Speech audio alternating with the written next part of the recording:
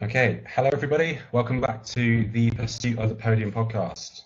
So we're here talking about how you can reach that top step of the podium through interviews with riders and athletes, as well as coaches and some nutritionists as well. We're here joined today with Amy Perryman. Amy, how are you doing? Hello, it's good to see you again. Thanks for having me. Yeah, I'm good. I'm pretty tired, to be honest. I was up till 1 a.m. last night after racing Guildford Crit, so you can see the eye bags, but we're doing okay. It's pretty And intense. how was that for you? Yeah, really good. I mean, I've just gotten back into racing, so I've been away, I've been in Andorra and in France for a couple of months, just kind of escaping, doing a bit of training, and then I've come back and like the last 3 weeks has been really full on, because I've gone from like living up in a little mountain town to 7 races in like 3 weeks. I'm like, oh my God. So pretty hectic, but it's kind of what I do it for. So I'm happy Well, to. we love it. That's what Yeah, it's all about. exactly. But yeah, it's good. Nice. So I think sort of to start off, we'll go with a bit of a background of how you got into cycling, and then sort of we'll work through the different teams that you've gone through. And obviously, so we met racing cyclocross, racing nationals, and then my sister was racing on the same team as you in Montezuma's, and so sort of that's how we know each other. But Yeah. actually, I think a lot of people don't really know the progress of developing through that. So really, the first question would be, how did you get into cycling? God, we've got to go a long way back. I mean, I'll keep it very, very rough, but I started cycling when I was like 3. I think my mum and dad just taught me to ride a bike, and we just went out on like mountain bike rides, just like chilling. And then when I was about 10, maybe 9 or 10, my dad took me and my sister along to the Mountbatten track, my like local, Battenberg, everyone loves it. And we basically just started riding there with like the local Wednesday group or something. And then through that, I became friends with Poppy, who her parents, Simon and Helen, then became friends with my dad, and then they created a youth cycling club because they were bored of watching us without being able to do anything. So they then created Solent Pirates, and then from there, that was in about 2012, I think. So I was about 10 or 11. And then from there, basically that youth cycling club just kind of went off and expanded. And from that, like we went into like track riding, road and crit racing, then cyclocross became a thing, mountain biking, and then it just kind of expanded. And through that, we learned every single year, and every single year it got bigger and bigger, and we knew more people, and it just times up basically. So, and then we're here now, which is a massive jump from I guess Solent Pirates to now, but that's like my upbringing through it. I was very lucky to have like a youth club and a lot of girls around me, which kind of kept me in the sport, I think, at like that crucial age of like, I don't know, 15. So yeah, I feel very lucky to have had that. Yeah, initially I was a track rider, so that was a throwback. Wow, that is a proper throwback. Yeah, but Yeah, it's much more. fun to sort of be a youth and go through everything. I mean, I pretty much raced everything from track to mountain biking. Didn't do BMX, but Yeah, I haven't dipped into BMX either. yeah, maybe that's one for the future. But Yeah, that's later on in life. yeah, But yeah, once I found cyclocross, I was kind of like, okay, this is fun. Like track was a little too serious for me, and like I loved it, and I was quite good at it, but I feel like the fear of if you crash, it's gonna really hurt, and that scared me. So yeah, once I found cyclocross, there wasn't really any turning back, and it's just fun. It kind of appeals to the childlike ways. You get to roll around in a muddy field with your mates. What's absolutely. what's not to love? Yeah, it's like, oh, I fall off. Oh no, I'm just muddy now, and we carry on, and it's hilarious. Exactly, and it doesn't really hurt if you fall off. It teaches you a lesson. Yeah. Whereas sort of on the road, it's like, oh no, I'm about to die. But Exactly, yeah. But yeah, I guess that's kind of like my very rough upbringing through it. But I've been in it a long time now. I'd say I've been training since I was about like 14, but like training since I was like 20. So, it's like I've been in it a long time, but I've been like in it fairly recently. So, Totally. So sort of to say taking things seriously, cycling's a big part of your life when you're sort of 14, and then like sort of training almost full time. Is that about right to say? Sort of since you were kind of 20, sort of, yeah, is I that could post say. finishing school? Yeah, pretty much. I think since like, yeah, so I finished school during COVID. So since then, I effectively have been full time. But whether I actually capitalized on that initially, probably not. But definitely in the last like year or two, I feel like I've kind of actually decided, you know what, like this is actually a good chance here. But yeah, we can get into that.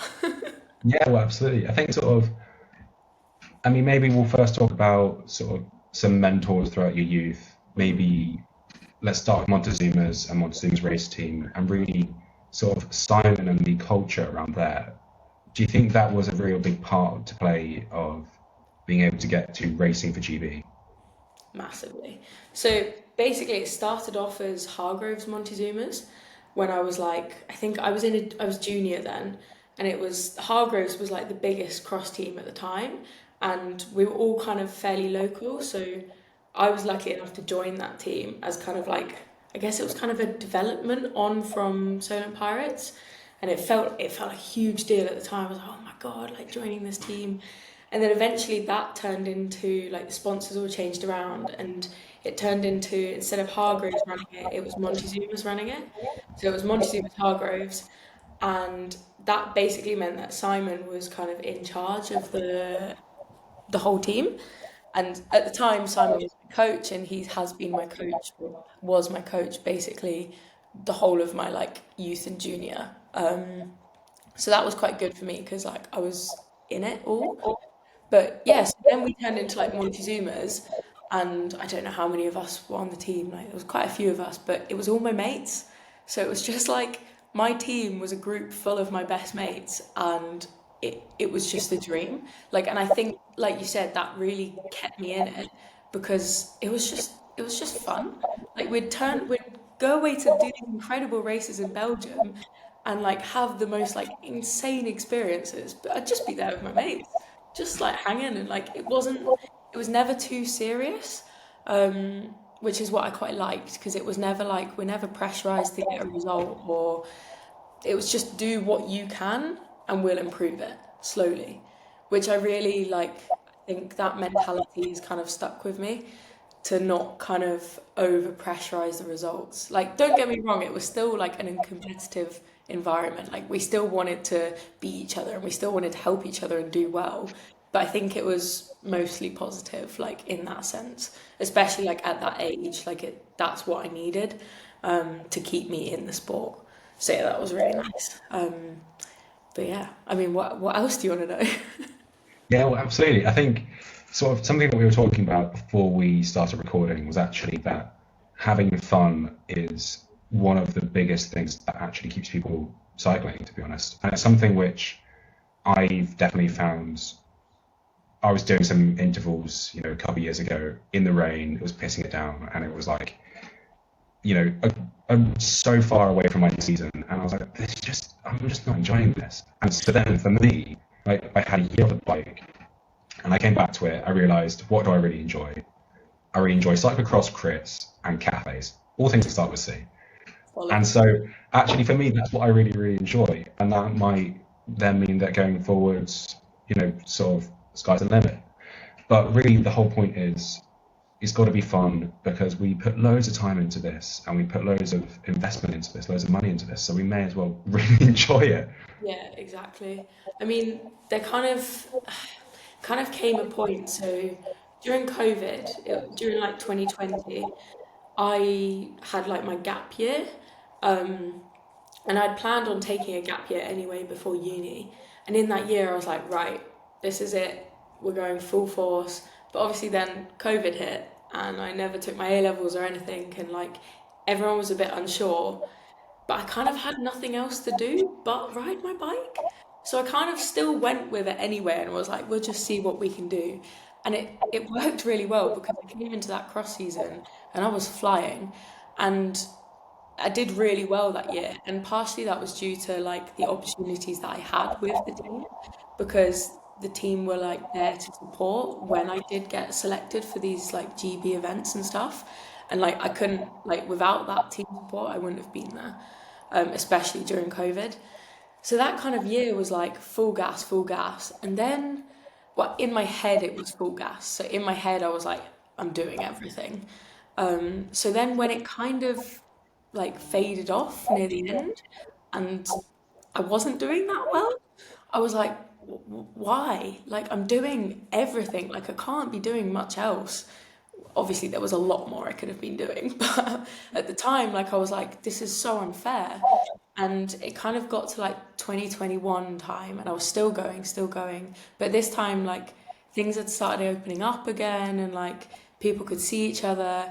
And the like 18-year-old me was like, but like, why am I not at uni partying with everyone? Like, that sucks. I'm trying to pursue this goal, which I don't even know if has an end point. Like, why can't I be out partying with everyone? Like this, like I'm a social person. So that kind of cracked me a little bit, to be honest, because I just felt like I was secluding myself away from this like lovely little happy bubble of people seeming to be enjoying themselves. And I feel like a lot of people go through that and it's like that FOMO, but I really felt like I was missing out. Um, so that kind of put cycling like a bit on the back foot because I was then like, "Oh, I just want to see people." I'm not saying I went out and partied all the time, like that didn't happen.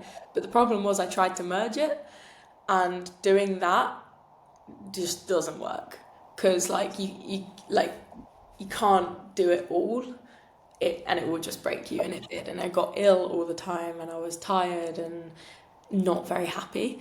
So I would say like 2021 going into 2022, I was just a bit like lost. Like I kind of during COVID I had this goal, and then when that goal didn't work out initially and I started doing worse than all my peers, and like I was just so demoralized. So actually, I just completely got lost. And like I admit to it now because I realize that's what's happened. And I just didn't have like a goal or an end point. And in my head, just completely changing everything was gonna fix that, but it just didn't. So I mean, it's nobody's fault around me. I think I was just growing up, to be honest. And like that happens and like you kind of no one really knows what they want to do. So when you're kind of stuck in this like cycle of training, pursuing something you don't know what's going on, then yeah, it was a weird time, but I'm kind of glad I'm through that, and I'm glad I went through that as well because it shows you like, oh, this is why I do it because I enjoy it. Like I had to take a step back basically from it to be like, ah, okay, that's fun. It shouldn't be stressful. Absolutely, and that's what it's all about, isn't it? And I think sort of to go for the other side, so I took a gap year before I went to uni, which was 2019-2020 season, and Mm. then sort of did my gap year, which was then racing in Belgium, got my head Yes. kicked in uh, because I was racing Van der Poel and Van Aert, and obviously, little 18-year-old Finn is not exactly going to be doing Yeah. 450 watts for an hour. We've all been there. So yeah, and then started uni, and very much for me, within the summer before uni, I was considering sort of taking another year, but with COVID and everything, Mm. like, oh, well, actually, this, for me, that was like the right decision. Um, I think sort of to put on the other side of somebody who has been at uni, and again, has gone through that exact same thing of, like I said, I took a year out last year, just no training, just cafe rides, understanding what I like about cycling, growing up, like you said. But I think actually sort of maybe there's always some sort of thought of saying, well, oh, what happens if I had taken another year and another year after that maybe? But it's always that sort of what ifs, and it's like, well, actually, look, for me, I made the right decision at that time, Yeah. and now I finished my degree, and now might be a chance to then go and work out how can I ride my bike a lot and do all the races that I want to do, but still, the whole thing is still really enjoy it. Yeah. Yeah, And exactly. so, sort of moving from graduating from Montezuma's. Actually, one last question on Montezuma's. Yeah. You guys love court trick. Is there a story there? Oh my God. Yes. Okay. So, Kortrijk, I went to 5 years ago now, maybe. I think it was 2019 I first went. And it was the first year it'd run in Kortrijk. And basically, me and Sam Freeman, who we were on Hargroves Montezuma's at the time, we just like decided like, oh, fuck it, let's go. It's super close, like it's new race, like let's just go. And so two random Brits were turning up in like in our van, like you know out in Belgium everyone has these huge vans, and like, we're turning up there just like little old us in like in the tiny van in comparison. Anyway, yeah, we turned up and we parked on like down the street where everyone else was parked, and we just pulled up on somebody's drive because in Belgium you're there and like no one really knows what's going on. We just do what we're told. Anyway, we pulled up on this drive, and like about half an hour after being there, the lady whose drive it is comes out the house and was like what's going on? Like why are you on my house? And anyway we got chatting to her and she was really lovely. She's called Nelly and she's gorgeous. And we got chatting to her and she was so excited about it all and like possibly the best person to have like parked on her drive. And she was just so excited about it and she started like bringing out beers for my like dad and Richard, like Sam's dad, and like bringing out food for us to eat. And she was like, why haven't you got like a big van like all the other people? And I was like, oh, 'cause I'm not that good. Um, and she was like, oh, but that's so unfair. They have showers and everything. So she was like, come on in, like, use my toilet, have a shower. Like, this is your big van. Like, use my house. And I was like, that's so sweet. Like, thank you. Because bear in mind, it was also like -5 at the time. So I'm shivering. And she's like, got a fire on for me. She just like, she took me in as if I was her, like, her own child. And yeah, my dad like fixed up their like little town bikes as well as a thank you. And anyway, yeah, they came in and watched us, and then pretty much every year after that, I know it is literally every single year after that, I'll stay in touch with her. I call her my Belgian mum, and I'll stay in touch with her, and we'll go and park on her drive every single year, and go and have a shower. I mean, last year I stayed at her house the night before because I woke up and I was at the course. And then when we came to Zuma's like 3 years after, I was like, guys, come on, meet Nelly. Like she's lovely. And she just took us all in. And it was really lovely because like you do turn up to these races and the pros are just there and like they have it all and you just think, wow, like no wonder you're doing well. Like you can sleep at the course, like it's insane.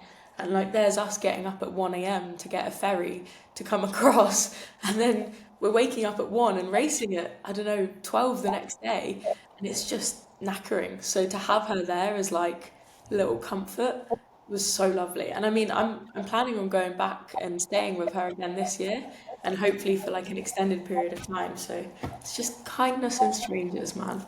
I, I just love it. So yeah, that's Kortrijk. That is a proper story. That's amazing. It's also a great course. It's a great race as well, which adds to the why I keep going back. But yeah, it's so much fun. I've never done it, but I might need to tag along with this trip, I think. Honestly, come along this year. It's happening again. It's so good.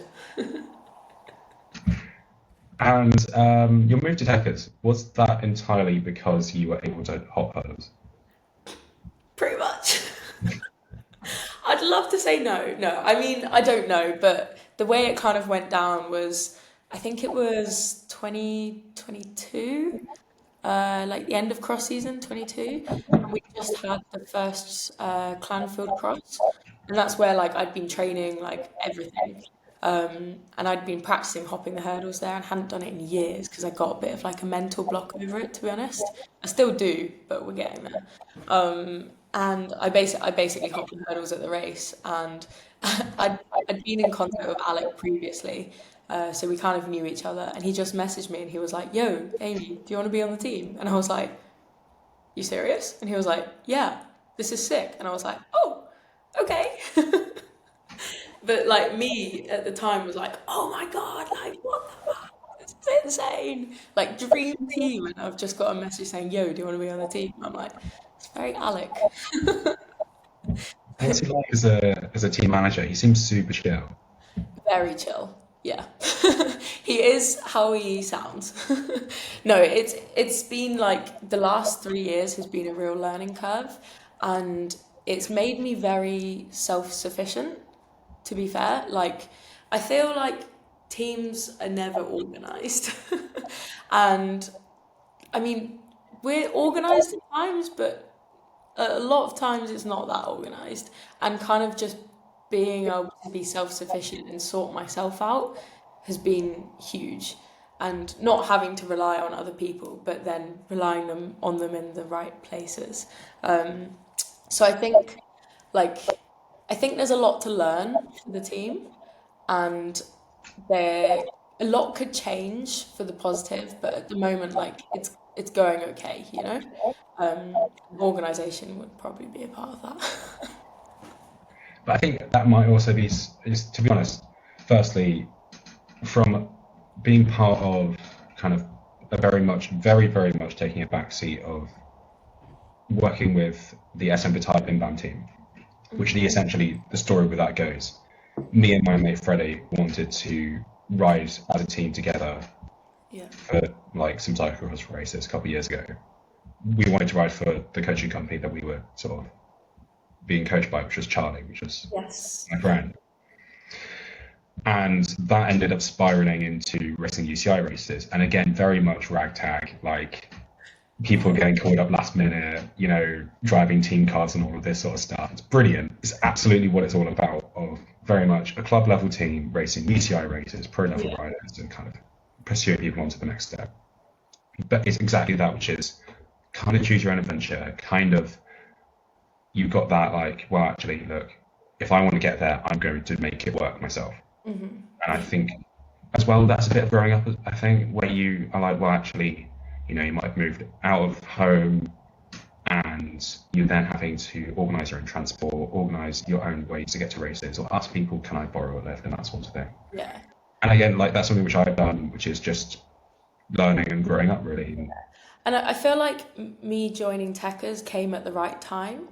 So at the time, like it was that kind of time of my life where I was a little bit lost, and I just wasn't really like I didn't have like a goal, and basically joining the team gave me that. From I was pretty much at rock bottom. Like I didn't really want to be riding my bike anymore, and like to be honest, I kind of told myself this is my last cross season, and that sucked. I love cross, but I just couldn't see the potential in it anymore. And quite frankly, I just didn't believe in myself at all. I had the self confidence; it was just on the floor.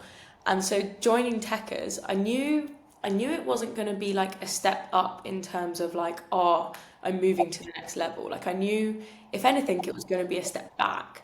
But the one thing I did know is it was it was new, and it gave me something to, I don't know, look forward to and train for, and like all of this. But also like the opportunities that I knew could come from it. Like even as like 20-year-old me, like I already knew that the opportunities were going to be bigger than, let's say, the support that I was going to get.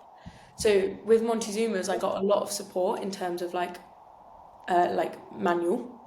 Like there was a lot of people there to help, usually just all our parents, but like I knew I had a lot of support there, and like with everything.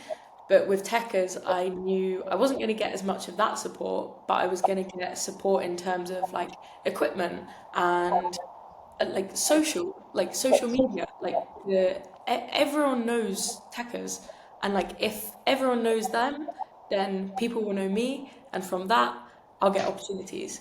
And like I knew going into it, I had to capitalize on that if I wanted to get anything from it. And I feel like I've really done that. And like the contacts that I know and my line of work that I'm in now and the opportunities and the countries I've visited have been so worth it. And like that's what I wanted to get out of it. And as well as obviously developing as a rider, like that comes with, but what I've got from it is what I wanted. And like that's so key, I think. And I think the fact that I knew that also before was also a big part of it. So yeah, joining at that time was really, really like vital for me. And I do generally think like it saved me from like giving up pretty much. Um, that's nice. Well, there we go. Thanks, like sort of saying thank you to Alec and everybody who's behind that team. But I think it's a really nice way to then transition to sort of how you are now, where sort of if you're looking at everything through the sort of the Instagram lens, it's like, oh yeah, Amy's a pro rider. She sort of lives in Europe for some of her year and all of this sort of stuff. But really, how do you make that work? Is basically the question. Yeah, so where do I start? I don't really know how I make it work, to be honest with you. Like it changes like all the time, and like obviously what you see on social media and what everyone sees on social media, it's not accurate. Like it is to an extent, and I try to be like as honest and as like real on social media as possible, but no one ever sees the full story, you know? Like it's not all sunshine and rainbows, and I know everyone says that, but it's true. Like social media isn't real, and I've had to really learn that. So basically, yeah, at the moment, like I live the dream, as some would say, which I'm really glad for because back in COVID, all I wanted to do was travel. Like it's all I've ever wanted to do. Like I wanted to go backpacking. I wanted to go like I don't know, interrailing, all of this stuff, and I still really want to, but I was almost tied down by cycling, and I didn't want that to restrict my like dreams, but also I had dreams in cycling, and it's like, hang on a minute, like how do I combine this? And I feel like I've managed that now, and that makes me really proud because I'm like, for instance, like 2 months ago, well, the last 2 months. I've been in Andorra with my boyfriend and we were just training, working, and just like living up a mountain. And then I've like last year I got to travel to all these incredible countries and go and ride my bike and get to do that with my boyfriend, which is just insane. And I get to ride my bike, I get better, and I'm managing to somehow earn money at the same time, just. But I wouldn't say I'm a pro because in my head being a pro is like you're getting paid to do it, and I'm I'm not paid yet. And I'd love to get to that stage, but I also need to earn money to be able to fund my racing, to be able to become a pro. And honestly, the reason I earn money is so I can get better. Like, and I'm very lucky that I'm not looking to buy a house or I don't need to buy a car at the moment. So these things that I'm not saving for, basically all my income goes straight back into cycling. And it's nice, but it's hard. And I do get support through TEKKERZ in terms of kit and equipment, and that is a lifesaver because cycling kit is and cycling equipment is so inaccessible because it's so ridiculously expensive. So to be able to like get that is just like one thing that I'm like, wow, that's a huge expense. But yeah, in terms of work, so at the moment I basically do all forms of like media, I would say, media and marketing. So I've slowly managed to this, and this has come through TEKKERZ, like partially, like learning this. I've not done any qualifications. I didn't go to uni. I don't have like official qualifications in any of this. This is just what I've learned and through straight experience. Um, is basically yeah media and marketing. So I do video editing for some clients, and then I basically I'm freelance doing a lots of stuff in lots of different places. I've done like articles and a bit of writing, social media stuff, my own social media, content creation. Sounds cringy, but pays well. um, and oh God, what else? Yeah, just kind of, I'm trying to tick off basically all the aspects of marketing and social media because, firstly, everyone needs it. Like, all companies need social media, everyone needs marketing, and it's the way to market at the moment. Um, it pays well and it's remote, so I can be anywhere and pretty much do earn money from my computer. Um, and I'm good at it, I think. People are still asking me for work, so I mean that's a good start. But like I understand it is more maybe what I should say. Like I understand how it works, and through years and years of self promotion as an athlete and trying to put myself out there so people notice me, like that's literally how I've learned. And I've learned a lot through being on TEKKERZ, as that team is like the reason the team is there is because we do social media well. And like although we're all pretty good riders, like people know us because of social media and the sponsors know us because of social media. And so I've learned a lot from that and basically just implemented it into my own training and life and work and everything. So yeah, that's kind of what I do at the moment in very brief. But that's exactly what this is all about. Mm. Is really unveiling everything that is sort of behind that kind of that filter, that curtain, and really kind of how do you network within cycling and get in contact with those companies? Is that mainly that you're knowing somebody who's there, or is it that it's kind of one person knows another person knows another person, and actually you can kind of fix a problem that they've got? So, for example, the problem that you're fixing is, right, I'm a company, I need some social media marketing. I have no idea how to do it, but Amy does, so we'll just pay her to do it. That's great. Um, so in terms of, I feel like networking is huge. And I've learned that through my dad.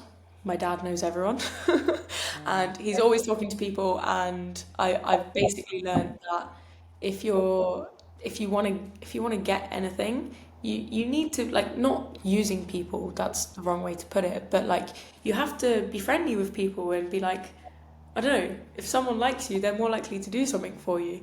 And so networking is huge, and a lot of the time like it's sad, but in life it is not what you know, it's who you know. And especially in cycling that plays a huge role, and like who you know is so key. And yeah, I mean just meeting people throughout the cycling scene and like turning up to events like last night for example was a huge like social networking event because not only was I racing but all my team sponsors were there, and making myself known to my team sponsors and actually like getting on with them, like they're great people, like why would I not want to get on with them? But I know in the future that will probably play a part for me, um, and be useful. And I think capitalizing on that is so key. And yeah, I mean, I can't remember where I was going with this, but I guess networking. And yeah, I think sort of like you said, that's so key, even within cycling and getting onto cycling teams as well. So, for example, with you already knowing Alec Briggs with TEKKERZ, and I have been asked at races, oh, how do you get on to Bim Bam Racing? And it's like, well, actually, look, we do this because we like running with our mates. So Yeah. honestly, it's really tough to say, but just be our mate and like, be nice, be friendly, and be a good rider, and sort of that's how it happens. Mm. And I think, to be honest, I don't know any of the professional scene, and I think a lot of the numbers comes into a lot more play within there. But I think actually still having that friendly face, networking in that sort of environment exactly plays a similar role. So really, to somebody who's listening to this podcast, is maybe sort of 3, 4, 5 years behind Yeah. where you or I are at. So sort of, first year U23, kind of junior level, looking at that step up from a club to then a team, and actually working out, well, actually, how do I get onto these sort of things? Yeah. Because to And I think me, Seems, yeah, go on. Sorry, I feel like there's like two ways that I've always seen it. There's two ways that people have gone about it, and like you're either this is like not me like slagging people off basically, but you're basically either really, really, really good, and like it would be silly not to like hire this person or get them on the team. Like you're really good, uh, or you're not quite there, but you've got potential, but you've got to prove it, and you've got to like and I feel like there's these two routes, like GB, for example. GB is this one route, and people can go through GB and get incredible support and basically be taken all the way through. Um, but you have to perform always. Or there's this other route, which is like, actually, I'm going to go about it my own way. And if anything, like they're just as good as each other. They're just different ways of approaching it. And I'd say a prime example is either Isla Short or Cameron Mason. Um, Cameron Mason, for instance, created his own team, like I don't know how many years ago. And I mean, look where he is now. He's riding for the same team as Matthew van der Poel. Insane. Like, and he started off with him and him pulling sponsors together because I don't know, but I presume he couldn't find a team or GB weren't going to support him. But he knew he had potential, so he just did it. And like I respect that so much. Isla Short, she's the same. She just short factory racing, and look where she is now. Like GB is not the only route, and I feel like younger riders need to know that because as much as like I respect GB and oh mate, I would have loved to be a part of the team. And when I got to race for GB for once, dream, like insane. But it's not the only way, and quite often for many people, it's not the right way for them um, because you do like you have to be so resilient and like you just have to be on it. And like for me, I'm not. I kind of wavered in the middle, and I wasn't quite right for it. But actually, I could go just as far with what I'm doing, and hopefully one day be as the likes of Cameron Mason. Like that would be insane. But I kind of guess there's those two routes, and like I feel like in a non-traditional way, like that non-traditional kind of way of coming up through cycling is getting bigger and bigger and bigger, especially with social media, because you can just self-promote, self-promote. And like that way of doing it is different, unconventional, harder, but the rewards are better, if that makes sense. Hard to Yeah, explain. yeah, absolutely, absolutely. I think also with a rider who's coming up in that secondary non-GB route, like Cameron Mason did, you have a very interesting story. Your story is, I'm chasing pro cycling. I'm doing everything in my power to be able to chase pro cycling, and I'm telling you this story. It's going to be drip fed because I do a race every week, and I'm training as much as I can, and I'm making this work. And actually, that's a very interesting story because it's these are the hurdles I'm overcoming, which Yeah, is I need to get to myself to races, and I might be 18 and not know how to drive. I need to be able to have bikes, and they're really expensive, and it might mean that I'm working a part-time job. And yeah, actually, that again is very interesting because it's like, well, yeah, I'm working 20 hours a week, and I'm also training 20 hours a week, which yeah, means you add that up that 40 hours, and that's only time on the bike. And yeah. actually, everybody knows that when it's training, if you're training 20 hours a week, you're ruined.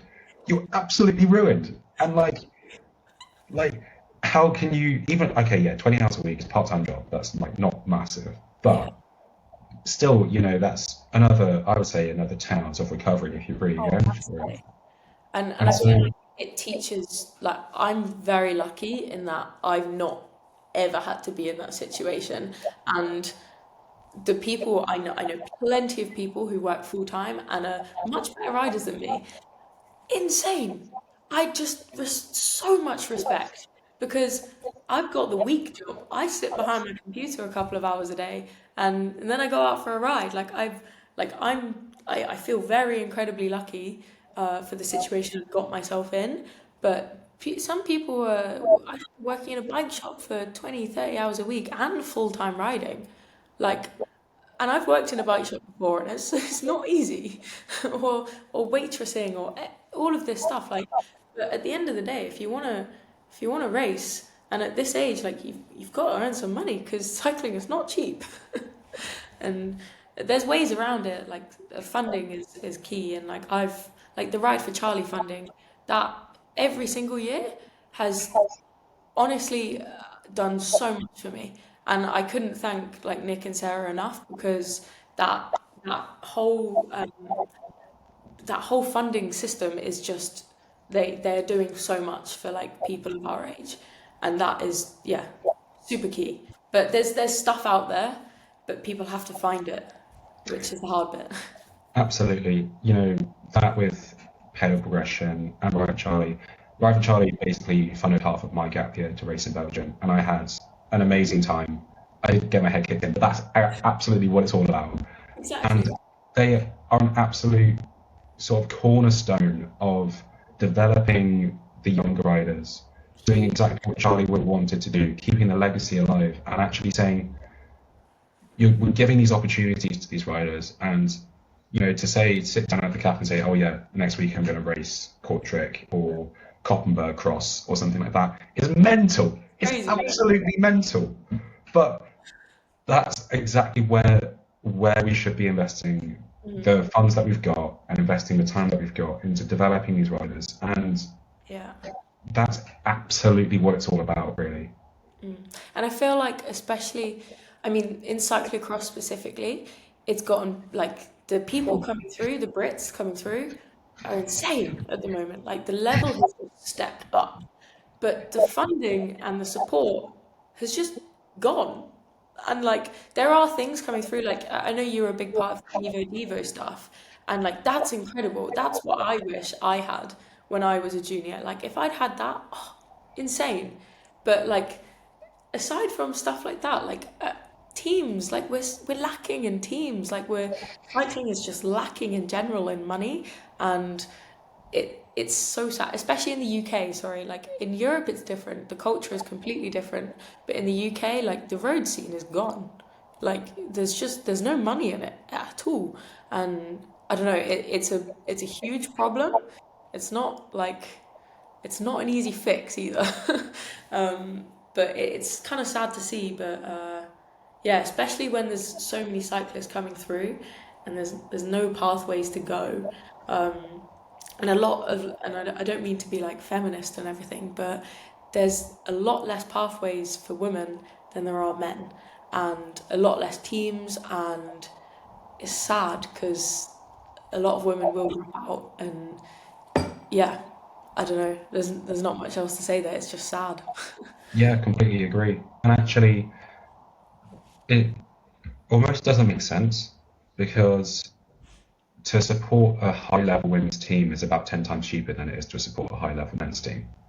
So if you're a brand, and I'm putting all of these numbers out of thin air, so this is firstly the caveat, but if you want to get to the Tour de France and put your name on a team jersey, in the men's it's going to cost you about £2 million. Yeah, In the women's it's going to cost you about 200k. it's crazy, isn't it? Like, why is there not any more investment? And look, I've finished uni, I've got no money, so I can't invest anything into my own something. Why I isn't it? would love to, but yeah, and so sort of that's where I'm coming from. But I think actually, as an individual rider, you can't change the scene, you can't change the situation. But what you can captivate and really engage with your audience and really jump on is saying, well, look, I've got really interesting story to tell, and I don't actually need that much money in the grand scheme of things. If we're comparing like Tour de France to like, an individual rider. Yeah, So actually telling that captivating story and saying, look, this is where I want to go. I would love some support if you can, and if not, I'm still going to do it, but it's just going to be a different way of doing it.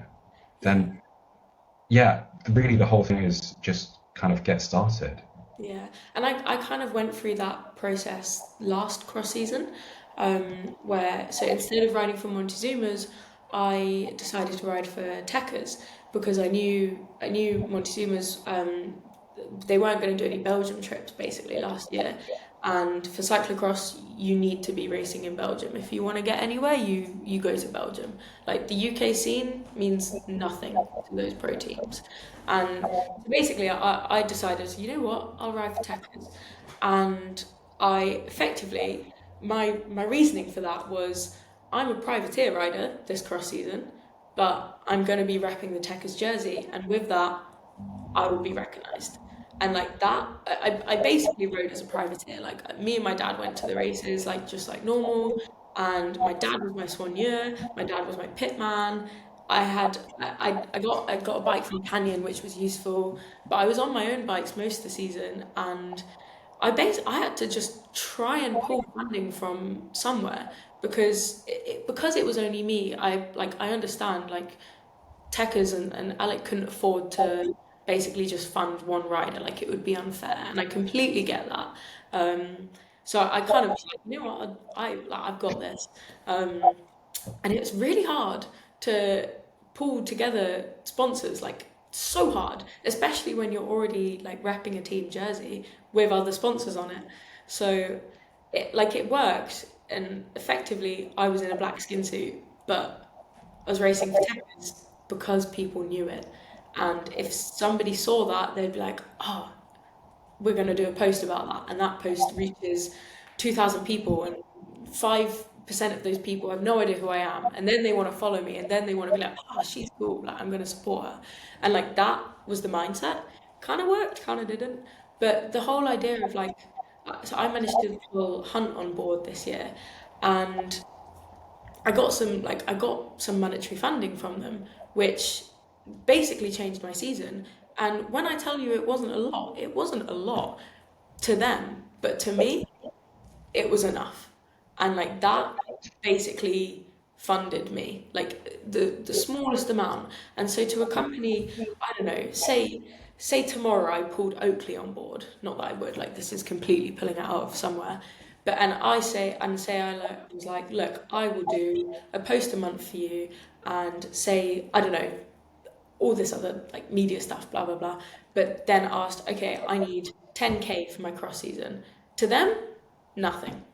I don't know how much they pay like their top riders, thousands, millions. 10K to them is nothing, but to me, that'll fund 2 years of racing. And like and what they could get from me, like it's a whole. I'm learning basically, but you basically have to put yourself out there and be like, this is what I can give you, and social media is a key route for that. Like it's the easiest way to do it.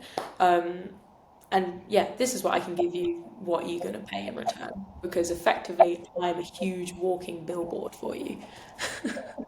So Completely, and you literally are yeah, when you're in kit. And yeah, actually, I think that's exactly what I was kind of getting at, which is that it's not much money that is able to then completely transform the season. hmm Um, you know, like for me, the money that you don't need a lot to run like a team. Like don't get me wrong, it's expensive. Like it is expensive, and but to like big brands, like running a small team, I guess even like TEKKERZ, like you don't need a lot. And you can run a team our size. I don't know how many. There's 7 boys and 2 girls. You can run a team of that size on 20K and do everything. And that's like a small amount of money for brands. But for us, that's like that will get me to my next race for free. Which, if I don't have to then spend 200 quid on travel, like it's just exponential. Like it's so yeah, good. So yeah. yeah, I mean, to even go less than that, the first year Bin Bam Racing, the budget was 1,800 quid. exactly. That was literally, look, we can afford to buy some skin suits and we can maybe subsidize one trip.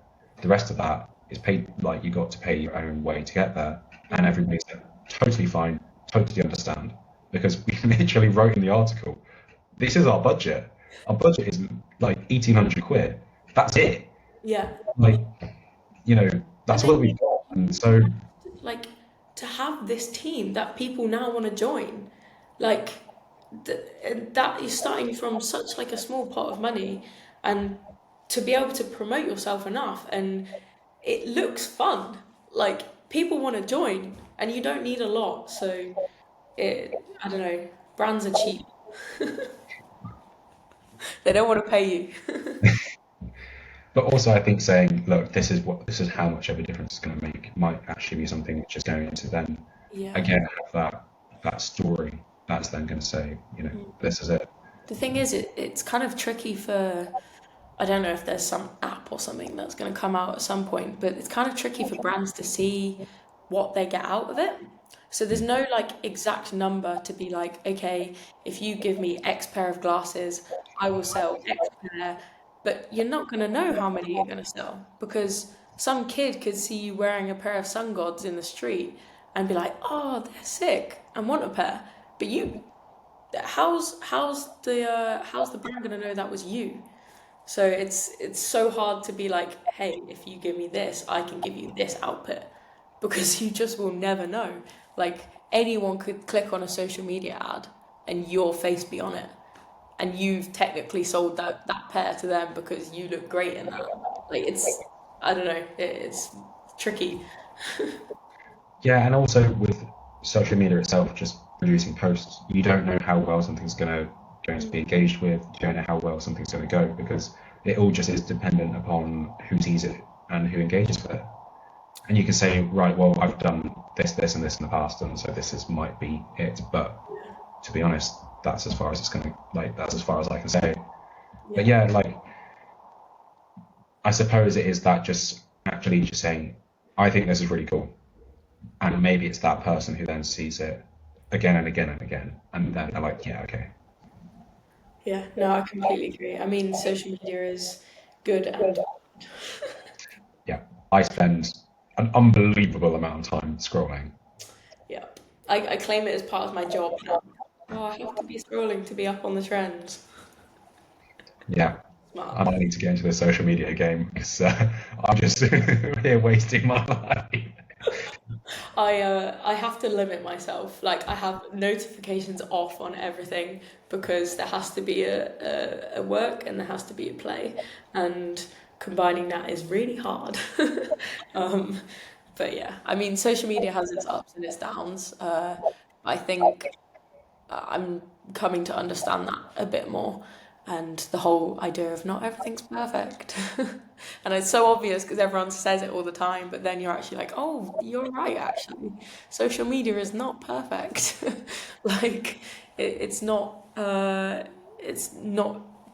reality, Yeah. basically. You're seeing a 60-second snapshot of somebody's life, which is then very edited. Even like race footage, it's 3 seconds here, 3 seconds there. Yeah, it's This is not when I'm accurate. doing a call attack, and you're not seeing another 3 minutes where I'm like, Yeah. I'm gonna die. Yeah, exactly. And like it's not accurate, but it's selling something. And that's kind of how I have to see it now. Like everyone's trying to sell you something. Everything is marketed. And like even my account, I'm trying to sell myself to brands. And like at the end of the day, like my Instagram account is my account. It's the story of my life and I love it. But partially it, it is my job, but it's not really. But it could be, but it's not. But like I still have to keep up on it basically. So yeah, I mean, lots of people like recently in the last 3 weeks, everyone's like, "Oh my God, like you've had the best time, like you've been traveling," and I'm like, "It's been great. Don't get me wrong, but my God, it's hard." Andorra, gorgeous, gorgeous place, but it did snow on me for 2 months, and when you're living at 2,100 meters and you've got a 4 hour ride to do, and the only way you can ride is down the hill and back 33K up a hill in the snow, it's not that great. It's like That it's hard. sounds so sketchy. Yeah. But like it pays off.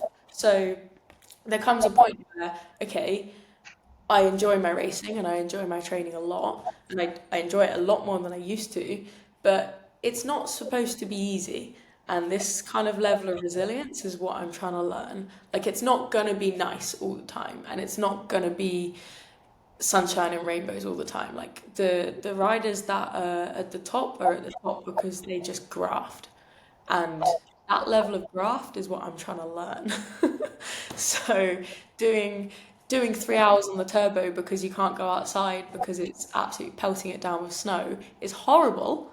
It's absolutely horrible. Um, but sometimes that kind of has to be done, which sucks. But then you can get a 4 hour ride the next week out in the sunshine. And it's still like it's hard because like obviously I cycle because I enjoy it.